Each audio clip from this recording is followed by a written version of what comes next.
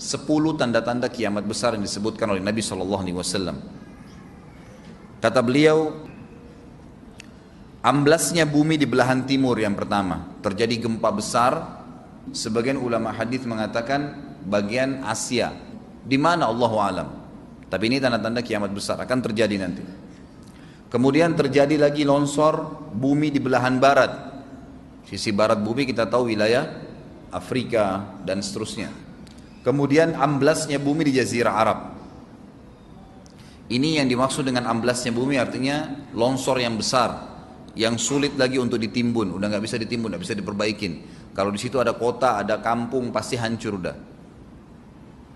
3 sekaligus terjadi longsor di 3 titik yang berbeda dan secara waktu atau dalam waktu yang bersamaan. Ini sudah selangsung 3 tanda-tanda kiamat.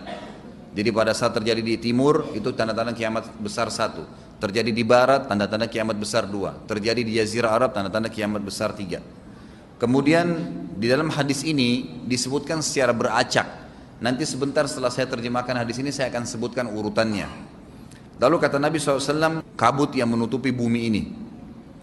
Kemudian ada Dajjal, jadi kabut itu dihitung dalam hadis ini yang keempat. Dajjal yang kelima. Kemudian yang keenam binatang melata. Nanti akan saya jelaskan juga apa yang dimaksud dengan binatang melata. Yang ketujuh keluarnya Ya'juj Ma'juj. Ini juga akan kita jelaskan nanti. Kemudian yang kedelapan matahari terbit dari tempat terbenamnya. Yang kesembilan keluarnya api dari perut kota Aden yang menghalau manusia. Sulit, manusia tidak bisa melalui Jazirah Arab.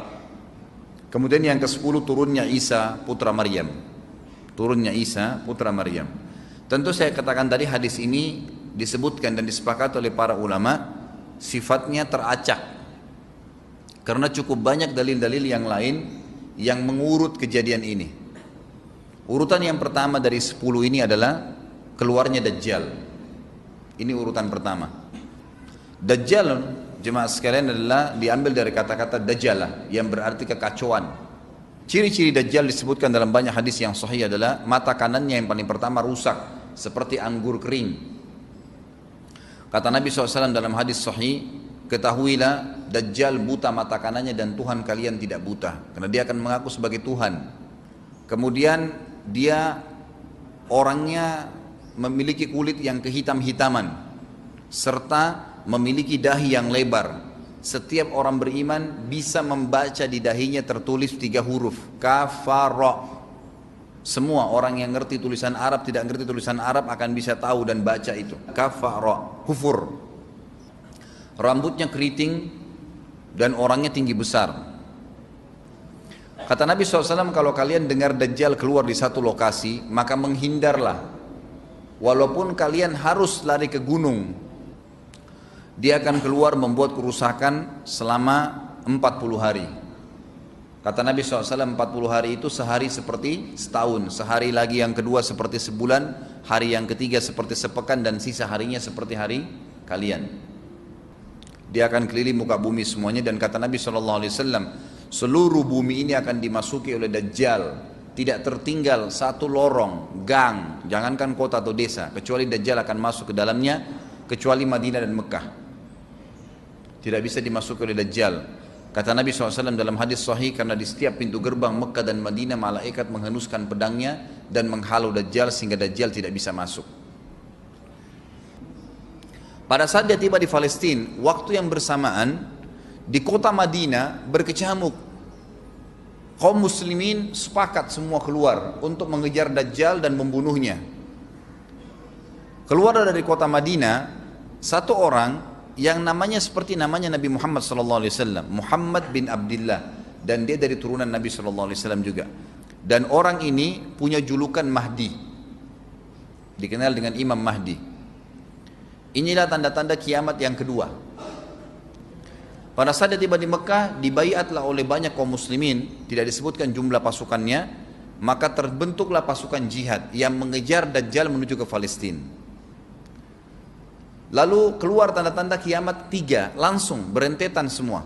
Tanda-tanda kiamat besar yang ketiga adalah pada saat pasukan Imam Mahdi dengan pasukan jihad itu tiba di Darul Baydha namanya, Hadis menyebutkan di menara itulah, di masjid itulah Imam Mahdi mampir sholat asar bersama pasukannya.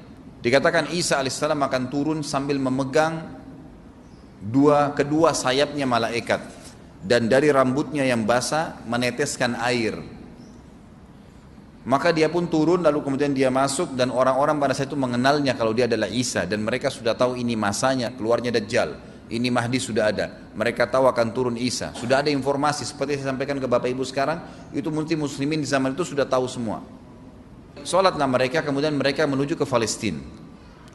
Ringkas cerita adalah Nabi Isa alaihissalam akhirnya tiba dengan pasukan mujahidin di depan pintu gerbang Babulut. Dajjal mengatakan, bukakan pintu gerbang, mereka tidak akan mampu melawan kita karena pasukannya mereka banyak memang. Maka Dajjal dengan sombongnya menunggu di depan pintu gerbang. Pada saat dibuka, Dajjal kaget melihat ada Isa alaihissalam. Dan pada saat itu kata Nabi SAW, Dajjal faham kalau sudah tiba ajalnya. Begitu melihat Isa alaihissalam, dia lari dan badannya sambil meleleh di depan para pengikutnya. Pada saat Dajjal mati, pengikutnya pada ketakutan semua. Mereka anggap Dajjal Tuhan, mereka anggap Dajjal orang yang perkasa lah, orang yang kebal lah, beragam macam kelebihan. Mereka kaget pada saat mati, maka bertebaranlah mereka dan akhirnya mereka sembunyi di bawah pohon dan di atas batu. Kemudian batu dan pohon akan memberikan penjelasan, hai muslim ini Yahudi, bunuhlah. Maka dibunuhlah pada saat itu mereka. Lalu Nabi Isa alaihissalam memimpin di muka bumi, dan kata Nabi SAW, pada saat itu Islam, agama Islam yang dibawa oleh Nabi SAW akan masuk ke semua rumah di muka bumi, gak tersisa. Satu dunia ini semuanya Islam. Hadis sahih. Maka Nabi Isa alaihissalam memimpin pada saat itu, disebutkan dalam hadis 40 tahun dengan ketenangan menerapkan hukum Islam. Semuanya beriman kepada Allah subhanahu wa ta'ala dan menjadi muslim. Setelah itu keluar tanda-tanda hari kiamat besar yang keempat, yaitu keluarnya Ya'juj dan Ma'juj. Nabi SAW sebutkan ciri-ciri mereka. Mata mereka sobekannya kecil sehingga mata mereka kelihatan seperti sipit, tapi bola matanya besar. Mereka memiliki rambut yang keriting, dan mereka memiliki poster yang umumnya seperti poster manusia. Ada hadis yang berbunyi mereka akan mendatangi sebuah sungai, kalau tidak salah namanya sungai Tibria, airnya banyak mengalir. Kata Nabi SAW, mereka semua minum air sungai itu, dan yang terakhir dari mereka datang sudah nggak dapat air. Artinya air sungainya habis diminum. Bayangin berapa banyak jumlahnya itu. Pada saat itu Nabi SAW mengatakan, Allah berfirman kepada Isa, berkata, wahai Isa, aku akan mengeluarkan hamba-hambaku yang tidak ada seorang pun dari kalian bisa mengalahkannya, termasuk Isa alaihissalam, nggak bisa mengalahkan.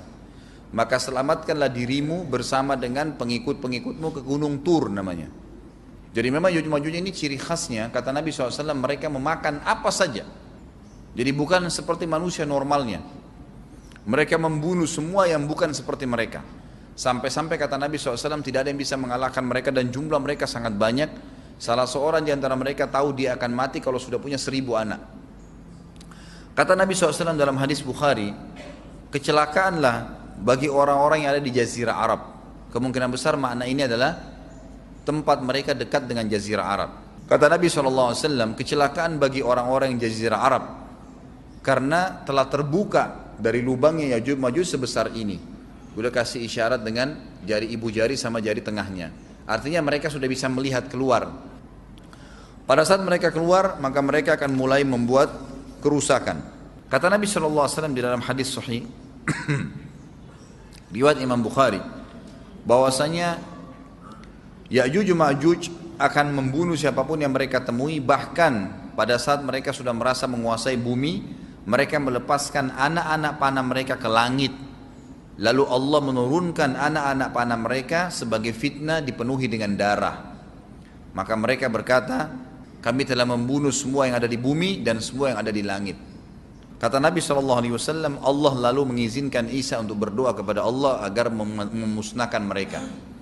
Maka Isa alaihissalam pun akhirnya berdoa, meminta kepada Allah subhanahu wa ta'ala agar mereka semua dimusnahkan. Maka pada saat itu pun Allah subhanahu wa ta'ala menurunkan kepada mereka hama. Sebagian hadis menyebutkan serangga kecil seperti cacing, banyak sekali yang menimpa tubuh-tubuh mereka. Setiap orang satu. Dan itu membuat mereka mati. Kemudian setelah itu Isa alaihissalam memimpin lagi di muka bumi sampai beliau meninggal. Setelah Isa alaihissalam meninggal, kembali lagi sebagian besar manusia berbuat kekufuran. Maka Allah subhanahu wa ta'ala keluarkan tanda-tanda kiamat besar yang kelima. Yang kelima ini adalah keluarnya hewan atau binatang melata. Binatang melata ini disebutkan dalam hadis yang sahih riwayat Bukhari, bahwasanya Allah SWT akan keluarkan, tapi tidak disebutkan dari bumi mana dia keluar. Dia akan keluar hewan melata yang bisa berbicara seperti manusia dan badannya dipenuhi dengan bulu. Allahu a'lam bagaimana. Kemudian dia datangi orang-orang yang kufur tersebut dan menasihatin dan mengingatkan mereka. Yang tidak mau beriman, dalam hadis dikatakan dicap oleh hewan tersebut. Allahu a'lam dicap seperti apa, sehingga ketahuan mana yang kafir, mana yang beriman. Terus dia keliling di muka bumi tapi tidak disebutkan berapa lama. Lalu kemudian Allah lenyapkan si dabbah ini. Kemudian datang tanda-tanda kiamat yang ke-6. Tanda-tanda kiamat yang ke-6, 6, 7, 8. Itu berentetan semua. Longsor besar di timur, di barat dan di jazirah Arab. Ini tanda-tanda kiamat terjadi serentak. Sudah 8. Kemudian terjadi yang ke-9, keluarnya api dari negeri atau dari kota Aden. Kota Aden ini di Yaman ya. Tentu hadis menjelaskan tentang masalah api yang keluar ini, artinya api bukan main-main, ini bukan kebakaran sebuah masjid atau sebuah bangunan 10 tingkat. Api ini bisa menghalau manusia untuk jalan karena panasnya. Sebagian riwayat menjelaskan api tersebut akan berdiri seperti gunung yang besar dan dari seluruh pelosok dunia bisa kelihatan. Kita bisa bayangkan bagaimana itu. Yang akhirnya akan menggiring atau menghalangi orang-orang untuk jalan, susah. Sebagian ulama hadis mengatakan mereka nggak bisa jalan, tidak bisa ada penerbangan, tidak bisa ada orang jalan karena panasnya bumi ini dari api tersebut. Dan itu memang kemungkinan besar akan keluar satu waktu, Allahu a'lam kapan. Dan yang terakhir tanda-tanda kiamat sebelum ditiup sangkakala adalah terbitnya matahari dari tempat terbenamnya. Dan ini sudah terakhir sekali. Makanya kata Nabi SAW, taubat akan diterima sebelum matahari terbit dari tempat terbenamnya. Artinya selama yang lain itu masih ada, masih bisa taubat. Kalau sudah itu sudah sulit. Ini tanda-tanda kiamat. Sebagian ulama memasukkan tanda-tanda hari kiamat kecil, ada yang masukkan tanda-tanda kiamat besar. Ada dua hal. Yang pertama itu adalah keluarnya Dzu Suwakatain. Ada orang dari negeri Habasyah dikenal dengan Dzu Suwaka. Dzu Suwaka ini sak artinya betis. Diberikan julukan Dzu Suwaka karena betisnya sangat kecil. Orang ini Bapak Ibu sekalian, kata Nabi SAW, akan menghancurkan Ka'bah. Dan kata para ulama pada saat itu memang manusia sudah sunyi, nggak ada lagi yang datangin Ka'bah, orang-orang sudah lalai gitu kan. Keluarlah orang ini. Makanya sebagian ulama masukkan dia tanda-tanda kiamat sebelum terbitnya matahari dari tempat terbenam. Ditambahkan ini yang ke-11 gitu, atau ini yang ke-10, terbitnya nanti kiamat yang ke-11. Kata Nabi SAW, dia akan mencabut batu-batu Ka'bah satu persatu sampai rata dengan tanah. Dan saya sedang dilihatkan oleh Allah sekarang bagaimana pada saat dia mencabut batu itu. Hadis sahih riwayat Bukhari Muslim. Yang terakhir, yang kedua, yang berhubungan juga dengan tanda-tanda kiamat, ada yang memasukkan kiamat kecil, tapi ini lebih dekat dengan kiamat besar. Orang yang terakhir meninggal itu adalah orang dari asli suku Madinah yang sedang mengembala kambing. Kata Nabi SAW, orang yang terakhir meninggal dari kalian kalangan manusia, semua orang sudah mati tinggal dia sendiri, tapi dia nggak tahu. Dia lagi mengembala kambing. Kemudian dia masuk dengan gembalanya ke kota Madinah, ditemukan semuanya tidak ada kehidupan. Nggak ada orang, nggak ada binatang, nggak ada apa-apa, tinggal dia sendiri.